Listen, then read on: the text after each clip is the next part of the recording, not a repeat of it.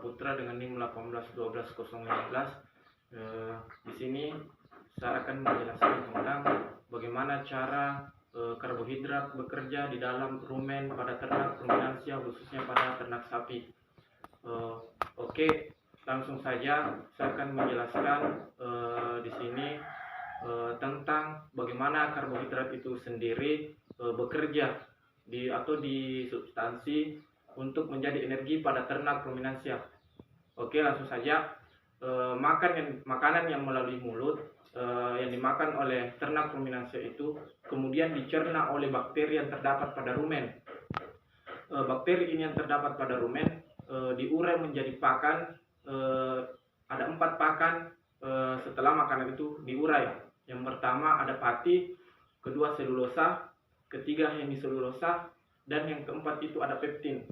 Selanjutnya setelah makanan itu diolah menjadi 4 hasil tersebut, selanjutnya pakan yang mengandung pati akan diubah menjadi maltosa. Setelah diubah menjadi maltosa, pakan selulosa diubah menjadi selbiosa. Selanjutnya kemudian akan diubah menjadi glukosa. Dan pakan yang mengandung pati dan selulosa ini sama-sama berakhir menjadi pakan glukosa, sehingga akan diubah di dalam rumen. Pakan ini akan diubah di dalam rumen menjadi glukosa 6-fosfat.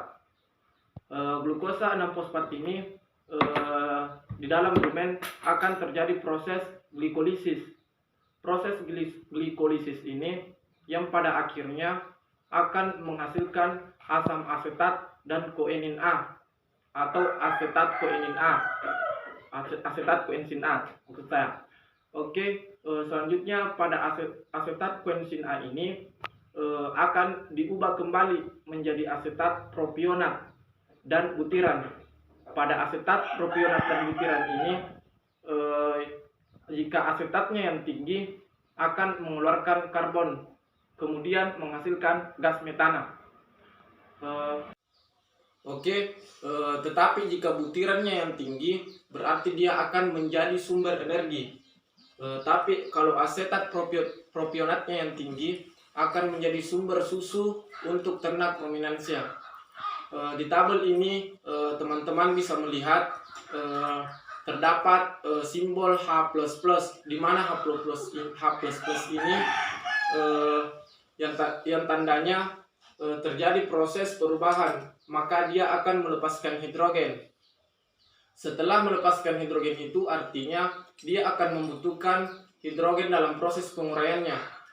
Setelah diuraikan seperti pada proses glikolisis, gliserol dehid 3 ini gliserol dehid 3 fosfat ini mengeluarkan yang namanya hidrogen sebanyak 2 hidrogen. Sehingga setelah mengeluarkan 2 hidrogen akan menghasilkan 1,3 difosfat gliserol. 1,3 difosfat gliserol ini yang akan nantinya berubah menjadi asam propionat. Setelah diubah menjadi asam propionat, selanjutnya digunakan sebagai sumber energi ataupun produk seperti susu dan daging. Oke, itulah tadi penjelasan singkat saya tentang bagaimana metabolisme karbohidrat di dalam rumen pada ternak ruminansia. Itu menurut tabel pertama yang dikemukakan oleh Czerwiński yang dikemukakan pada tahun 1986. Baiklah, terima kasih atas penjelasan saya. Lebih dan kurangnya mohon dimaafkan. Wabillahi fisabilillah fastabikul khairat. Wassalamualaikum warahmatullahi wabarakatuh.